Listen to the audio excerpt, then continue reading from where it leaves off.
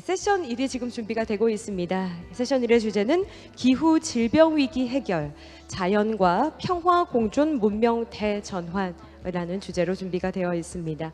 세션 1의 좌장으로는 강형일 순천대학교 환경교육과 교수님, 그리고 두 분의 발표자는 카이스트 김명자 이사장님, 아키말리 WHO 아시아 태평양 환경보건센터장님이 준비가 되어 있는데요. 자, 이제 무대 준비가 완료가 된 것 같습니다. 좌장님을 비롯한 두 분의 연사 무대 위로 모시도록 하겠습니다. 네, 두 분의 연사 그리고 좌장님 잘해 주셨는데요. 여러분 큰 박수 부탁드리겠습니다.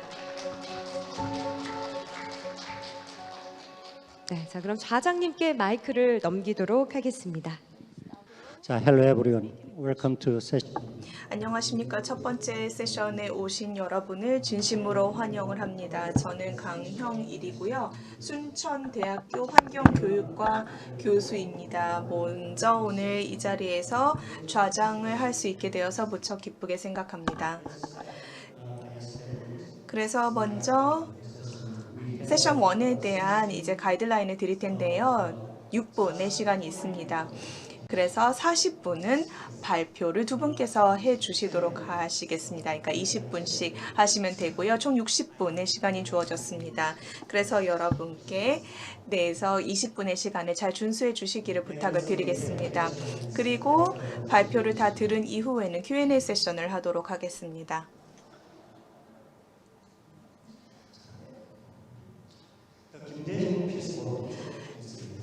(2023) 김대중 평화회의는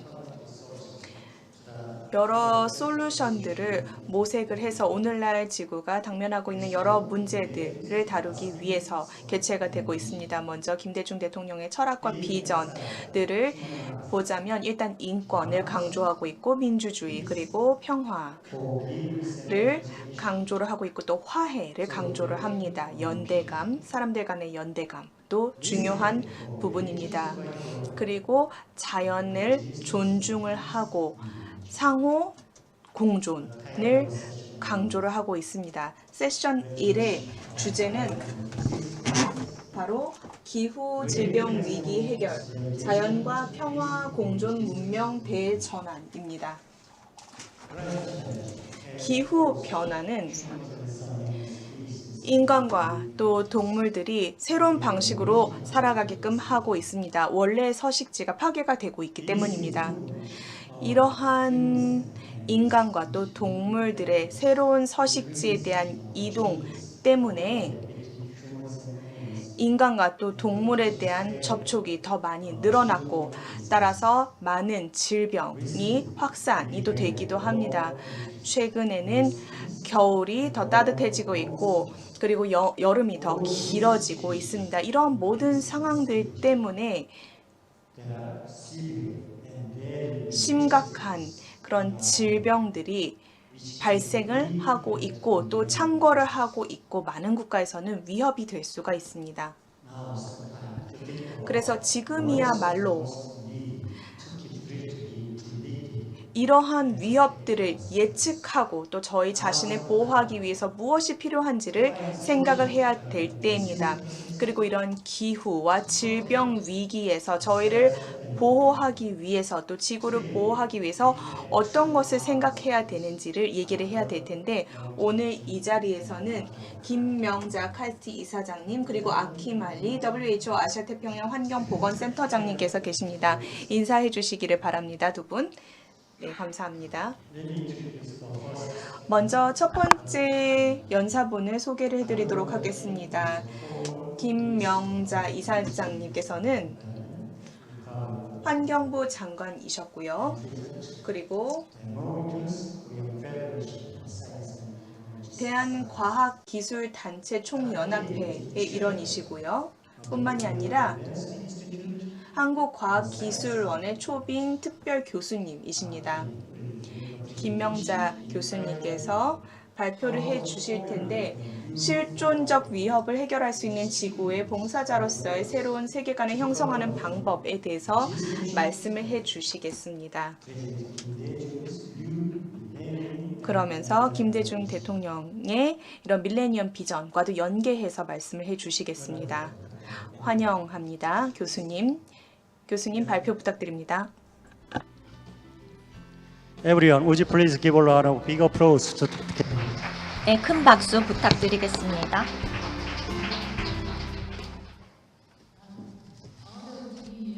오늘 이 자리에서 여러분들과 함께 할 수 있어서 대단히 기쁩니다. 김대중 평화회의에 오게 되었는데요. 지금은 세계 위기를 봤을 때 굉장히 중요한 시점이고 믿을 수 없는 규모로 지정학적인 또 기술적인 차원에서 대단한 변혁이 이루어지고 있습니다. 상호 연결이 되고 또 상호 의존적인 세계에서 벌어지고 있는 변화들입니다. 제 발표는 두 부분으로 나뉩니다.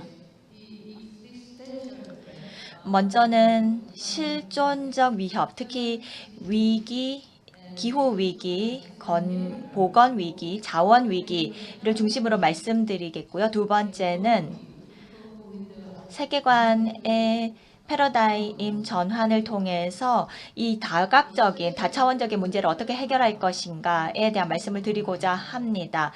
특히 이 두 번째 부분에 있어서는 김대중의 새 밀레니엄 환경 비전이라고 하는 2000년에 발간되었던 연설문집에서 일부를 발췌해서 말씀드리겠습니다. 1999년에서 2003년에 연설을 묶은 책입니다. 이 말씀을 드리면서 기후 문제, 그리고 세계관의 문제, 정책을 어떻게 보다 공평한 세계를 위한 정책으로 바꿀 것인지에 대한 것들을 언급을 하겠습니다. 그래서 이런 것들을 가지고 어떻게 새천년을 맞이할 것인가에 대해서 김대중 대통령께서 말씀을 하셨는데요. 우리에게 영감이 되고 또 인사이트가 되는 여러 가지 비전을 담고 있는 여러 가지 말들이 있습니다. 이런 것들을 같이 말씀을 드리겠습니다. 2003년에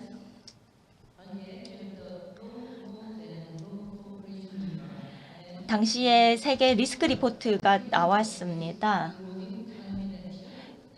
중심과 엣지를 중심으로 해서 여러 가지 위기들이 어떻게 상호 연계되어 있는지가 보고가 되었습니다. 지정학적인 분열이 심화되면서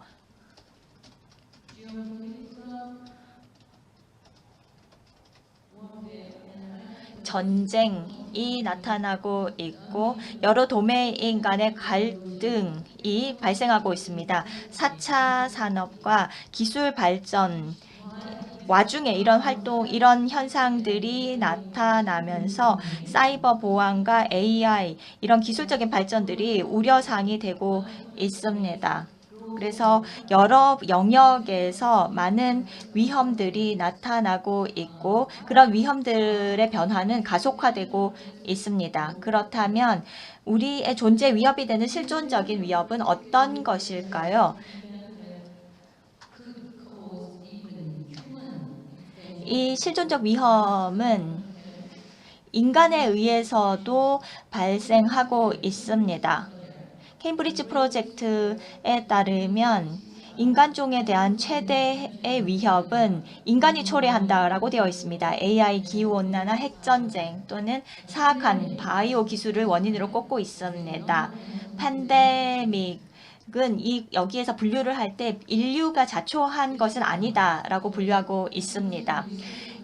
이 그래프를 보시면 이산화탄소의 농도를 볼 수 있는데요. 그리고 지구 표면의 변화를 보실 수 있습니다. 과거 1500만 년 동안 기록이 있고 그리고 280년, 향후 280년간의 변화를 예측하고 있습니다. 오른쪽은 사회적인 경로를 기후 변화에 따라서 어떻게 변화할 것인지를 보고 있습니다. 5개는 SSP1에서 나왔습니다. 지속 가능성이 녹색의 경로이고요. SSP2에서 4.5는 BAU 시나리오입니다. 현재가 유지되는 경우입니다.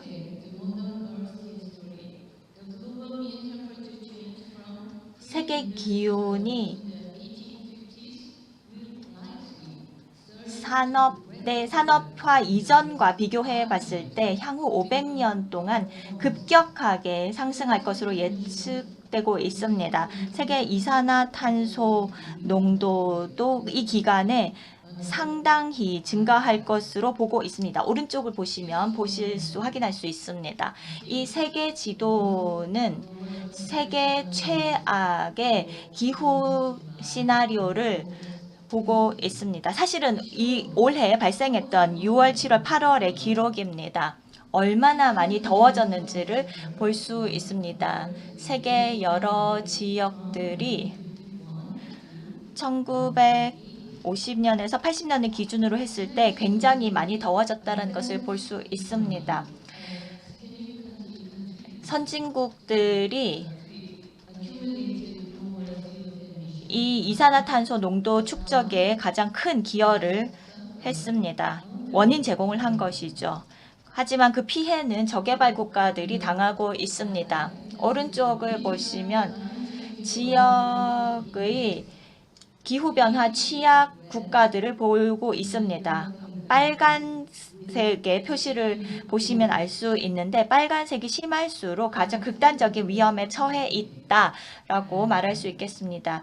이 부분은 조금 더 어려운데요. 기후 위기의 결과를 보고 계시는데요. 이 메커니즘 상으로 봤을 때 그리고 특성, 사회 경제적인 위협들이 모두 복합적으로 작용하고 있습니다. 온실가스 배출이 세계 기온을 올리고 있습니다. 복사열을 우주로 내보내지 못하기 때문입니다. 이 기후 위기의 특성들이 강수량이라든지 그리고 빙하가 녹는 것, 해수면 증가, 바다 온도 상승에 모두 기여를 하고 있습니다. 이런 결과들은 자연재해가 점점 자주 발생하고 있다는 것도 확인할 수 있습니다. 사이클론이 글로벌 차원에서 발생하고 있습니다. 이렇게 환경이 바뀌다 보면 전 세계적인 에너지, 식량, 식수 갈등을 부추기고 있습니다. 이 그림을 보시면 폭포처럼 서로 연결되어서 극단적인 기후, 날씨 변화가 어떤 영향을 끼치는지 보고 있습니다. 식량 안보에 큰 영향을 끼치고 있는데요. 돈이 있어도 뭔가를 살 수 없는 상황을 안보 불안이라고 합니다. 2020년에 한국은 세계 식량 안보에서 33위를 차지했습니다. 하지만 OECD 38개국 중에서 한국은 계속해서 2014년, 2017년, 2019년에 이르기까지 계속해서 그 순위가 떨어지고 있습니다. 이 그래프를 보면 세계 자연재해의 기록입니다. 2020년까지의 기록들을 보고 있습니다.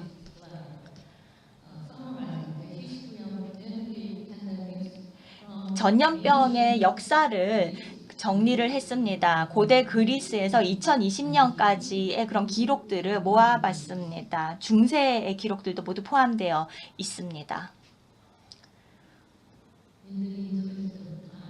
시간 관계상 이 슬라이드를 자세히 살펴보지는 않겠습니다. 인간 문명은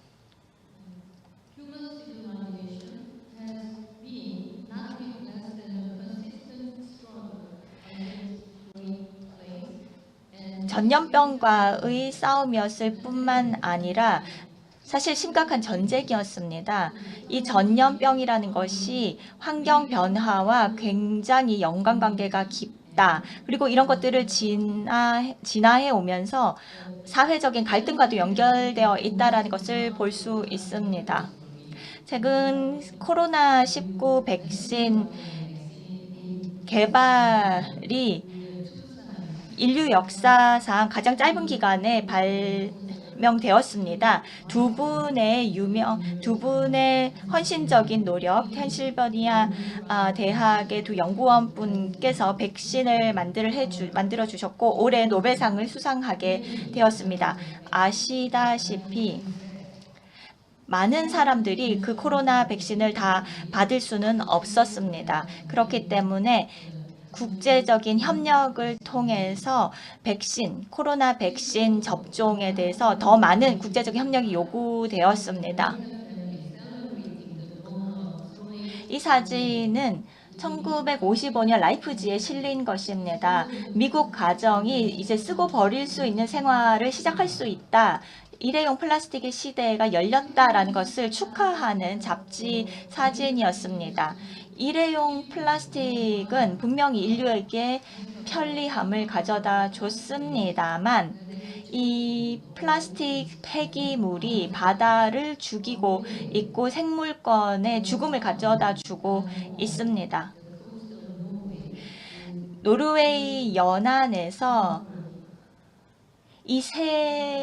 이 고래가 발견이 되었는데요. 위장에서 굉장히 다채로운 색깔을 가진 비닐백들이 발견됐습니다. 이게 2017년에 있었던 사건입니다. 개발의 새로운 패러다임이라고 할 수 있는 지속가능 발전에 대한 말씀을 드리겠습니다. 그러면 일단 지속가능한 발전이라는 것은 무엇일까요? 세 개의 개념이 구성되어 있습니다. 지속 가능성과 효율성과 효과성을 말씀을 드려야 하는데요. 지속 가능성이라고 하는 것은 천연 자원의 유한성을 인정하는 범위와 자연이 자정할 수 있는 한계 내에서 발전한다는 것을 말합니다. 형평성, 공평성이라는 것은 자원을 형평성 있게 사용하면서 미래 세대가 사용할 수 있는 것들을 훼손하지 않는 것입니다. 그리고 글로벌 노스와 글로벌 사우스의 불균형을 극복할 수 있는 정도까지만 발전한다라는 것을 말합니다. 효율성이라고 하는 것은 공급 중심의 정책에서 벗어나서 수요 관리를 강화하고 균형 정책으로 이행하는 것을 말합니다.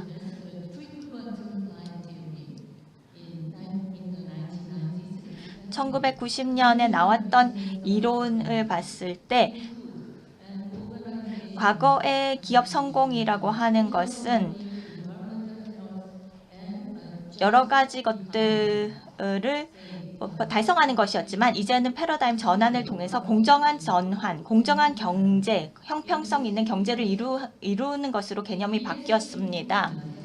이와 관련해서 ESG 개념이 발생하면서 기업의 사회적인 책임이 강조되고 있습니다. 이 ESG는 글로벌적인 현상이 되어서 자산의 3천만 불 정도의 자금이 ESG 펀드로서 관리되고 있습니다. 그리고 이 SDG 목표 17개 목표는 전 세계 국가에서 이를 목표로 해서 추진하고 있습니다. 평화, 번영, 그리고 지구의 지속 가능성을 미래로까지 연장하기 위한 것입니다.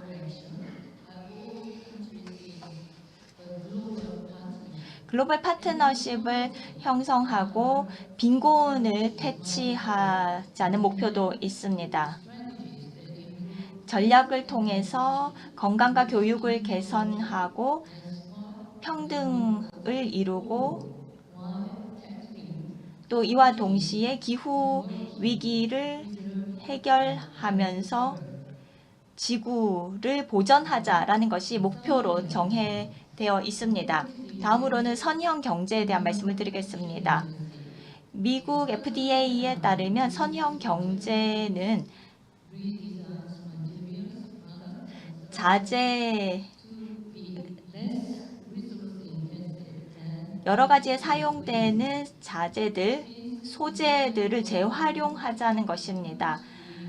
내구성 있게 사용하고 제조와 여러 가지 과정을 거쳐서 여기에 사용되는 구성 요소들이 경제에 재사용될 수 있도록 하자는 것입니다.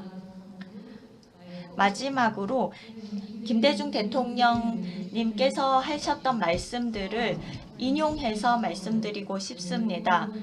새로운 세계관으로 전환해서 사회적인 책임과 글로벌한 평화 그리고 공존, 인간과 자연의 공존을 말씀을 하셨습니다.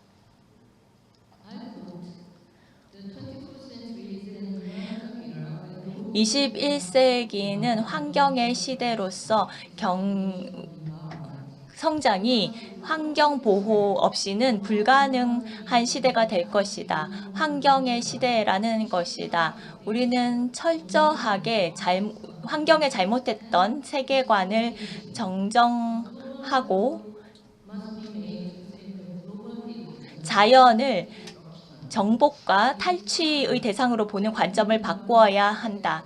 전 세계적인 노력이 반드시 이루어져서 글로벌 빌리지를 구해야 하며 그리고 파괴의 길에서 구해내야 한다. 민주주의와 인권에 대한 존중은 반드시 글로벌화되어야 하고 환경을 보전하려는 여러 가지 활동들 역시 글로벌화되어야 한다.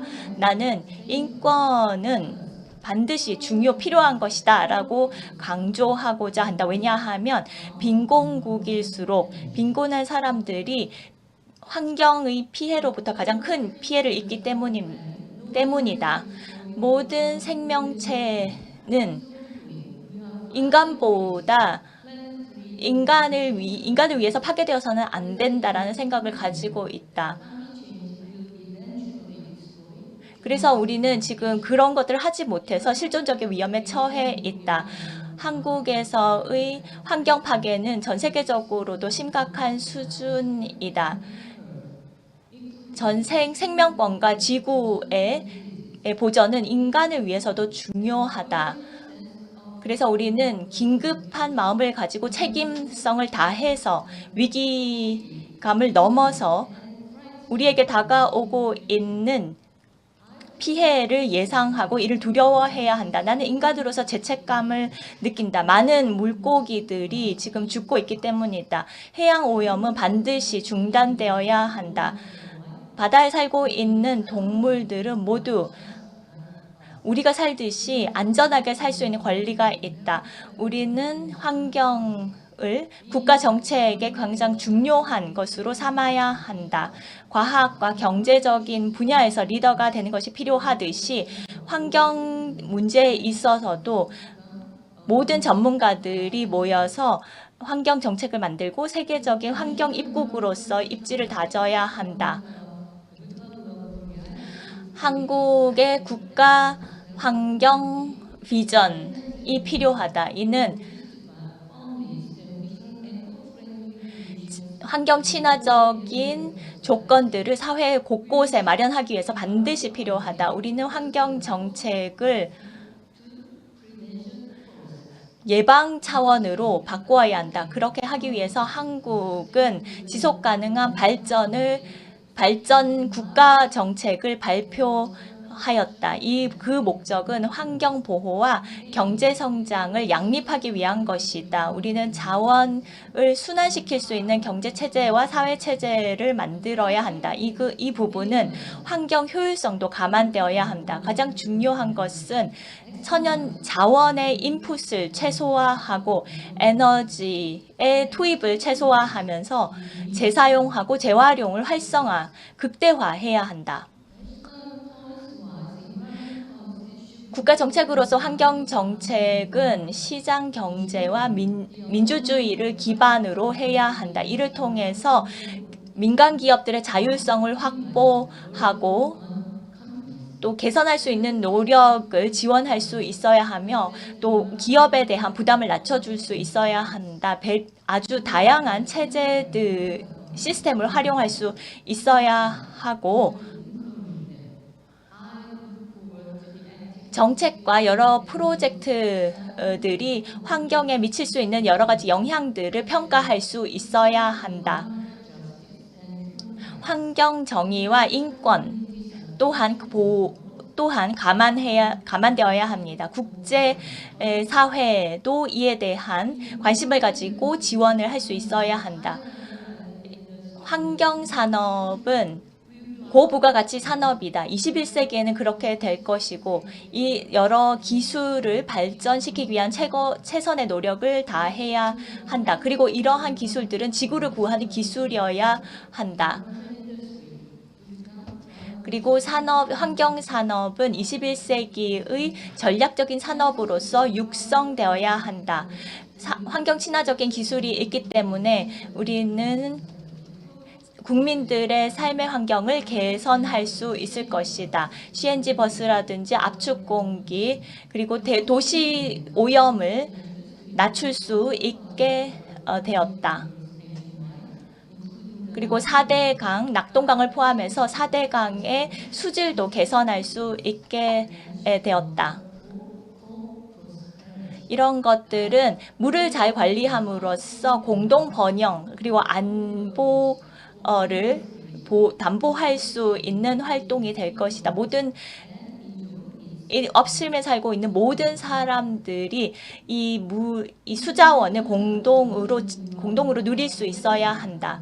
국제적인 협약들을 통해서 세계 경제 질서들을 만들어가고 있다. 환경 관리 역량이 없으면 그리고 청정 기술, 재사용 기술들이 없으면 그 어떤 나라도 건강한 삶을 살 수 없고 경쟁력 있는 경제 발전을 구가할 수 없다. 어떤 나라의 환경적인 피해, 환경적인 태화는 그 나라만의 책임이 아니다. 정보와 기술을 국가들 간에 교류하며 공동의 조치 활동들이 강화되어야 한다. 이것들은 지역과 글로벌한 협력을 통해서 강화되어야 한다. 한국은 환경적으로 선진국의 지위를 만들어냄으로써 세계 글로벌 문제를 해결할 수 있는 아젠다를 이끌어 가야 할 것이다. 우리는 적극적으로 공동의 환경 이슈를 해결할 것이며 이런 협력을 통해서 동북아시아 국가에서의 선도적인 역할을 해나갈 것이다. 지금 제가 읽은 것은 김대중 대통령의 연설문집에서 뽑은 것입니다. 제가 환경부 장관을 할 때 그 당시에는 23년 후에 바로 이 자리에서 제가 들었던 대통령님의 말씀을 이렇게 전달하게 될 것이라고는 상상하지 못했습니다. 인간의 한계라는 것을 우리 우주에서 인식하고 또 변화의 단초로 활용한다라는 것은 정말 상상하기 어려운 것입니다. 인간종과 다른 종의 생존을 공동으로 보호해 나가야 합니다. 인간은 혼자 존재할 수는 없습니다. 우리가 같이 존재해야 한다라는 것은 다른 생명체를 포함하는 것입니다. 인간은 생명을 보호할 수 있는 능력을 가지고 또 인간은 글로벌한 책임을 가지고 글로벌한 평화를 만들어야 하며 자연과 화해해 나가야 합니다. 그를 위해서 우리는 결단을 해야 합니다. 우리는 지구 생태계의 일원으로서 지속 가능한 발전을 통해서 나아가야 합니다. 지금 행동하지 않으면 너무 늦을지도 모릅니다. 현재 여러 가지 문제들 그리고 새로운 가치관을 만들고 글로벌 시티즌으로서의 책임, 스튜어드십을 다하기 위해서는 지금 나서야 합니다. 그렇게 해야지만 우리는 새로운 가치관을 만들어낼 수 있고 현재의 기술, 문명을 되돌아볼 수 있으며 인간과 자연의 공존의 길을 모색할 수 있을 것입니다. 이는 실존적인 위협을 앞에 놓고 우리가 살아나갈 수 있는 생존의 길이 될 것입니다. 통합적인 다학제적인 방법을 모색해야 합니다. 그렇게 하기 위해서 오늘과 같은 포럼이 그 어떤 면으로 봐서 굉장히 큰 의미를 가지고 있다라고 생각합니다. 여기 계시는 분들이 이런 기회를 가지고 김대중 대통령의 세계관을 한 번이라도 다시 생각해보고 평화와 화해를 위한 그의 철학을 다잡아 볼 수 있는 기회가 되기를 바랍니다. 내년이면 김대중 대통령 탄신의 100주년이 됩니다. 2024년 1월 6일이 될 것입니다. 그날 다시 축하할 수 있는 기회를 갖기를 바랍니다. 감사합니다. 감사합니다. 교수님 멋진 발표를 해주셨고 무엇보다 김대중 대통령님의 철학과 또 비전에 대해서 말씀을 해주셨고 기후 그리고 질병 위기에 대해서 이제 대처할 수 있는 방법에 대해서 말씀을 해주셨습니다. 지금부터는 계속해서 두 번째 연사분을 초청을 하도록 하겠습니다. 아킴 알리 박사님을 소개해드리도록 하겠습니다. 아킴 알리 박사님께서는 WHO 아시아 태평양 환경보건센터장님이십니다. 박사님께서는 영국에서 10년 이상 보건 당국 쪽에서 근무를 하셨습니다. 박사님 발표 시작 부탁드립니다. 안녕하세요, 여러분. 저는 간단하게 발표를 하도록 하겠습니다. 먼저 두 가지 말씀을 드리고 싶습니다. 하나는 좋은 건강 그리고 웰빙이라는 것은 평화를 위한 촉진제가 될 수 있다는 것, 또 번영과 안정을 위한 촉진제가 될 수 있다는 것에 대해 촉매제가 될 수 있다는 것에 대해서 말씀을 드리고, 또 두 번째는 공중 보건을 위협하는 것, 또 공중 안녕, 대중의 안녕을 위협하는 것은 당연히 평화를 저해하는 요소라는 것을 말씀을 드립니다. 기후 위기 그리고 환경적인 이런 파괴에 있어서 좋지 않기 때문에 대중보건에 위협이 될 수 있습니다. 저희가 오늘날 당면하고 있는 어쩌면 가장 큰 문제라고 생각할 수 있기 때문에 그러한 관점에서 저는 여러분께 오늘 왜 저희가 이렇게 집중을 해야 되고 저희가 지금까지 해온 일들에 대해서 다시 검토를 하고 그러한 노력들을 어떻게 가속화할 수 있는지에 대해서 보고 싶습니다. 먼저 기후변화가 인간의 건강 그리고 보건 시스템에 미치는 영향에 대해서 또 사회적인 영향에 대해서 말씀을 드릴 텐데요. 여러분께서 이미 신뢰 그리고 리더십 또 상호 연결성, 도덕적인 윤리, 의식 이런 형평성에 대해서 많이 들으셨는데요. 먼저 여러분께 이러한 중요한 이슈들에 대해서 먼저 말씀을 드리고 그리고 더 나은 긍정적인 노력으로 어떻게 그런 것들을 달성할 수 있는지, 그래서 공중보건을 통하여 환경을 더 낮게 조성할 수 있는지, 그리하여 평화와 안정성과 번영을 달성할 수 있는지에 대해서 얘기를 하도록 하겠습니다. 먼저 간단하게 보여드리고 싶은 장표는 전 세계에서 당연히 온실가스 배출, 그 다음에 탄소 발자국 이런 것들이 다 문제가 있고 인간의 건강에 악영향을 끼치고 있죠. 하지만 사실은 이렇게 온실가스 배출이 가장 많이 일어나는 국가들이 가장 많이 영향을 받는 국가들은 아닙니다. 왜냐하면 사실은 전 세계의 많은 국가들 중에 이렇게 취약한 국가들이 있습니다. 이미 고통을 받고 있는 국가들이 있는데요. 그러한 고통을 이미 겪고 있는 국가들의 이런 기후위기는 더한 문제를 더하고 있습니다. 그래서 윤리적인 책임감, 사회적인 정의 이런 것들이 그런 국가들에 있어서 중요해집니다. 왜냐하면 이것은 인류 건강에 또 다른 추가적인 위협이기 때문입니다. 그리고 생각을 해보시기를 바랍니다. 이미 취약한 국가들, 갈등 때문에, 내전 때문에 그런 취약한 국가들이 있습니다. 이렇게 인간의 악영향을 미치는 이러한 영향을 끊어낼 수가 있다고 생각을 합니다.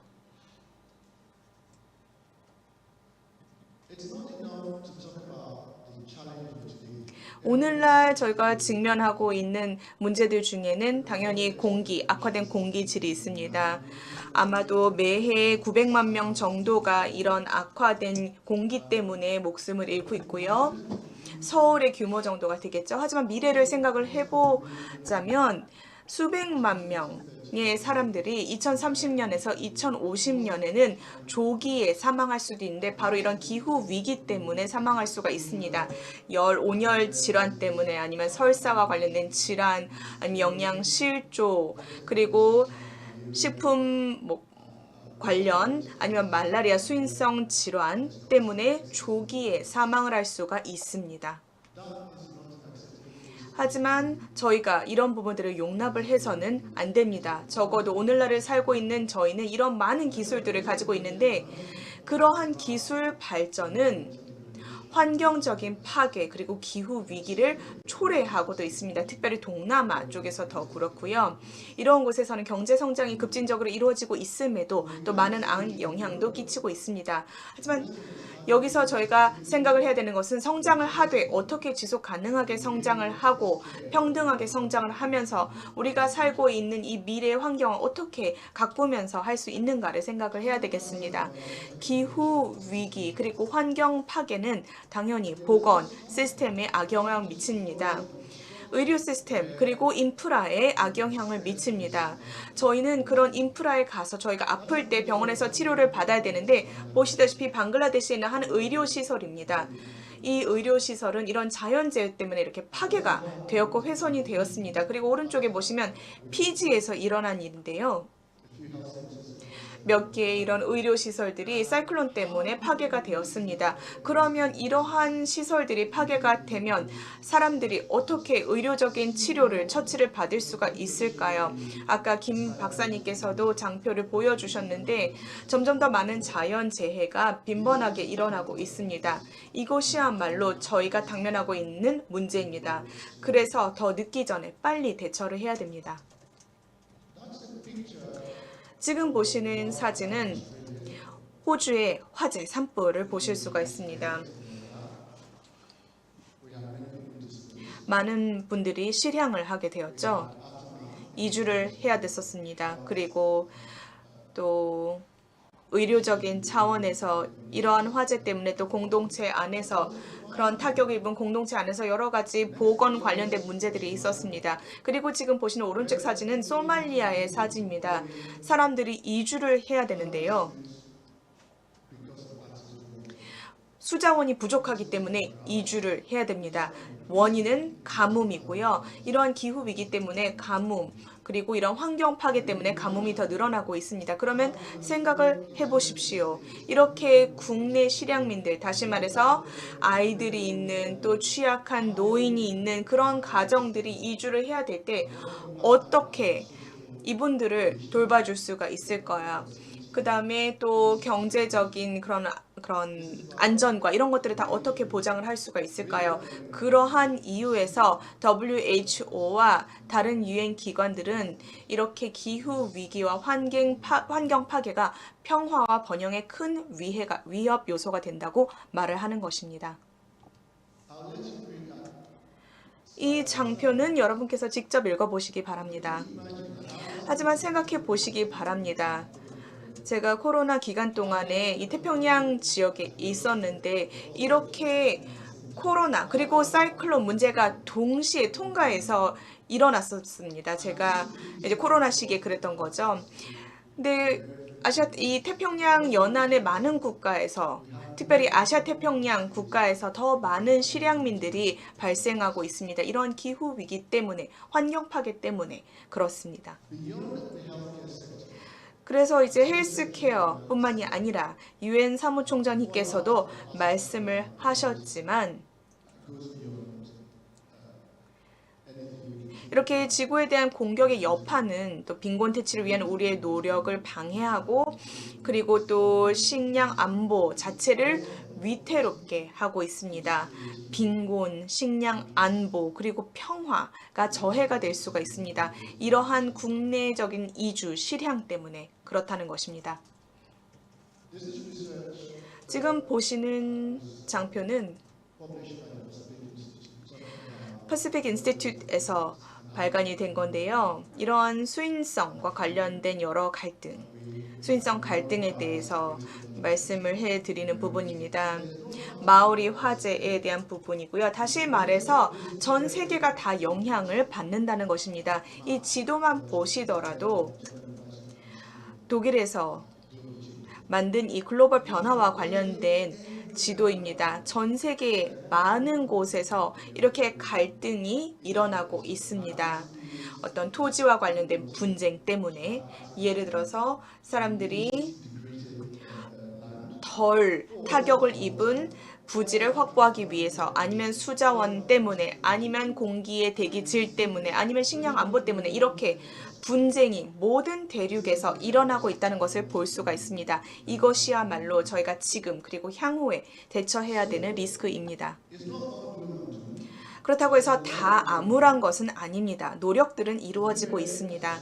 유엔은 하나의 기구로서 또 WHO가 있지 않습니까? 여러 가지 노력들을 하고 있습니다. 다시 말해서 건강하다면 건강은 번영과 안녕과 또 평화를 위한 중요한 요소이다라는 전제를 가지고 노력을 하고 있습니다.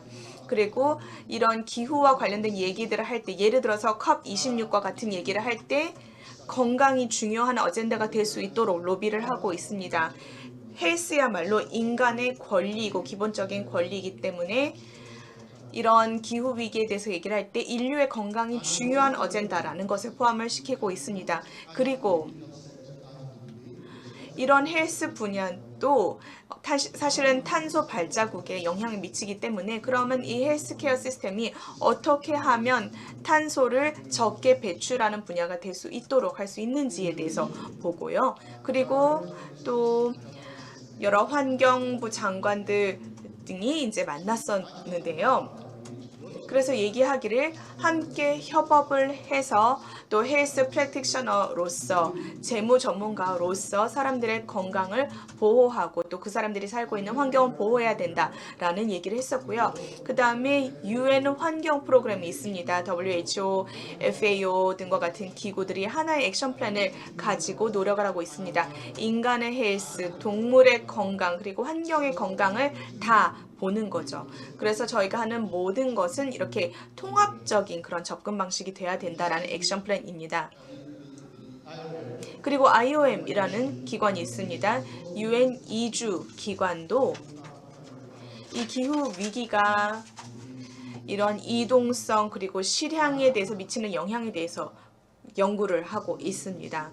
그리고 또 지구 자체에 대한 그런 마이그레이션의 부분을 보고 있습니다. 그리고 UNFCCC 같은 경우에는 여러 재무적인 노력들을 보고 있습니다. 그래서 적응적인 액션을 취해서 이러한 기후 위기의 영향을 최소화할 수 있도록 여러 재무적인 노력들을 하고 있습니다.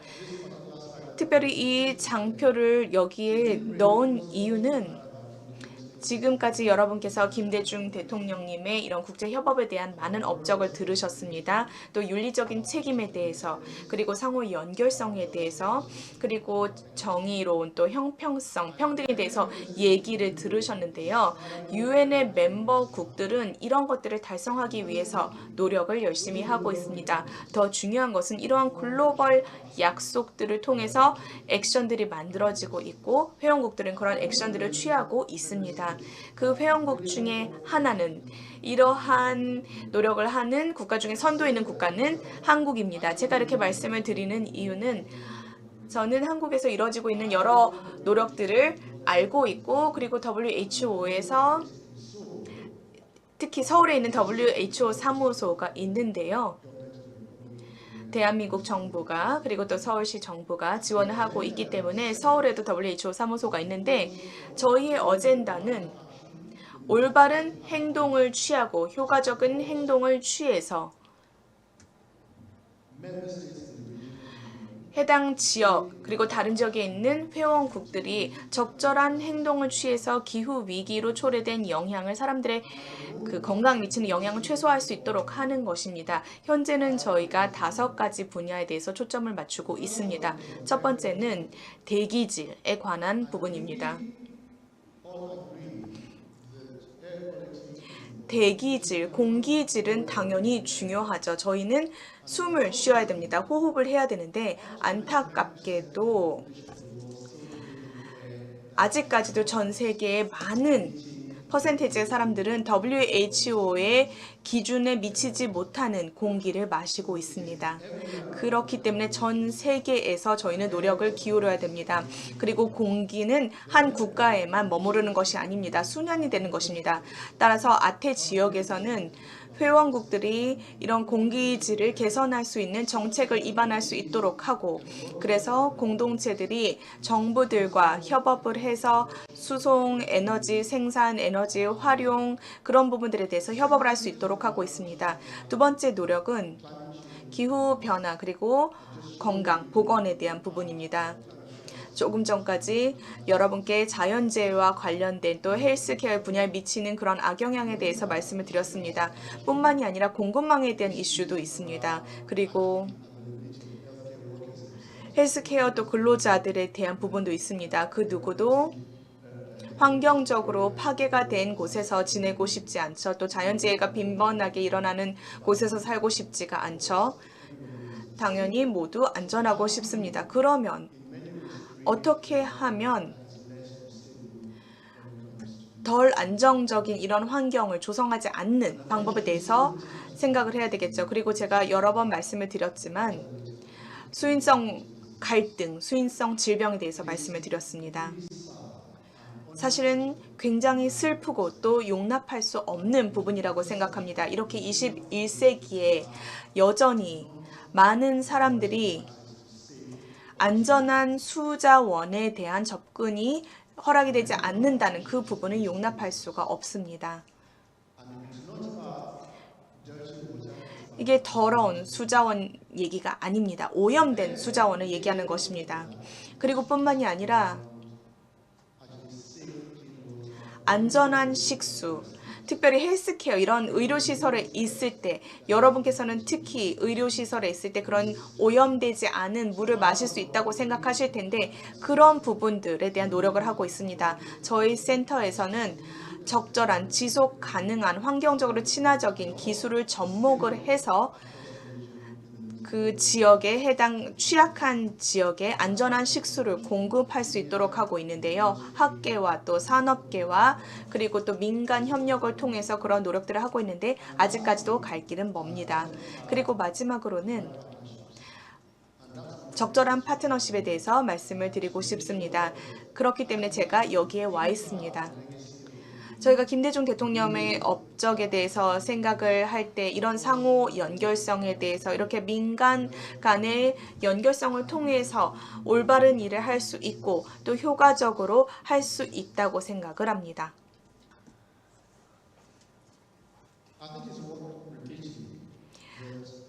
다시 반복되는 부분일 수가 있습니다. 청정하고 또 건강한 또 지속 가능한 환경은 인간의 권리라는 것입니다. 저희 모두가 다 누릴 수 있어야 되는 것입니다. 모두가 있을 때 저희에게도 있는 것입니다. 따라서 저희가 함께 노력을 해야 됩니다. 그래서 이러한 보건 위기 같은 것들을 가속화되지 않도록 노력을 해야 되고요.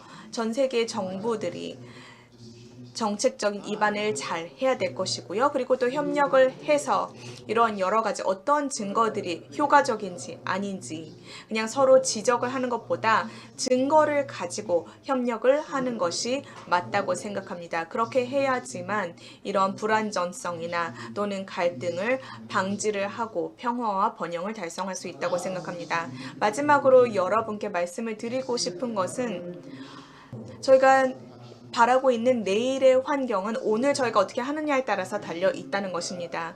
이렇게 여러분이 긍정적으로 기여해 주시기를 바라고 그리고 다시 한번 김대중 대통령의 업적을 기리도록 하겠습니다. 감사합니다.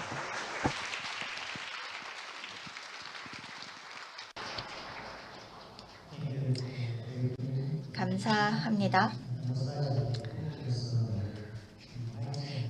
인권과 국제협력의 중요성을 짚어주셨습니다. 팬데믹 같은 전염병을 계속해서 추적하기도 어렵고 또 국제협력 없이는 그런 추적 자체가 어렵다는 것이 사실입니다. 지금 우리가 시간이 아주 조금 남아 있는데요. 혹시 질문이 있으시면 받아보도록 하겠습니다. 질문 있으십니까?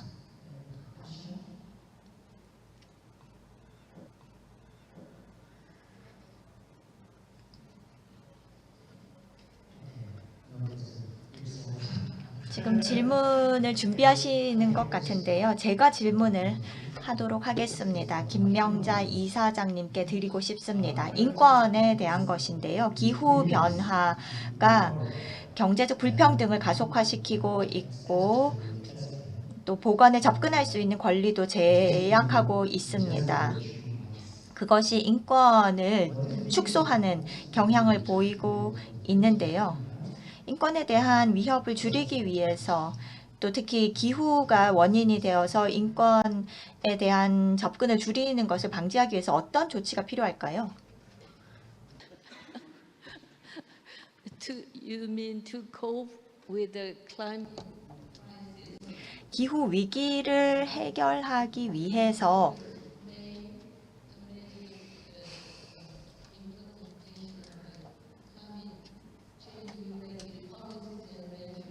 정책이나 여러 수단들이 인권을 제약한다는 말씀이신가요? 보건에 대한 접근성을 제약하기 때문에 in Korean please. 아니, 그 둘을 따로 분리해서 그러니까 기후 위기에 관한 정책과 human right, 뭐 헬스케어? 제 질문은요. 그 기후 변화가 인권에도 이같이 영향을 미칠 수가 있고 기후 변화가 인권에 영향을 미친다. 그게 뭐냐면은 경제적 불평등을 초래하거나 그 다음에 우리가 그 기후 변화 때문에 그러니까 poor people and poor countries suffer. 빈곤층이 가장 기후 위기로부터 피해를 크게 입는다라는 현실을 지적하신 거군요. 그래서 개도국을 재정 지원을 해 주어야 하고 또 기술 공유도 해 주어야 하고 그리고 선진국들이 지식을 공유해야 된다라는 말씀이신 거죠. 그렇게 함으로써 지구촌 세계의 인권을 개선해야 한다라는 것을 하신 거죠.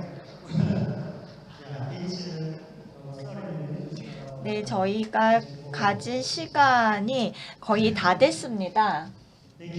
감사합니다. 우리 두 발표자분들께 큰 박수를 부탁드리겠습니다.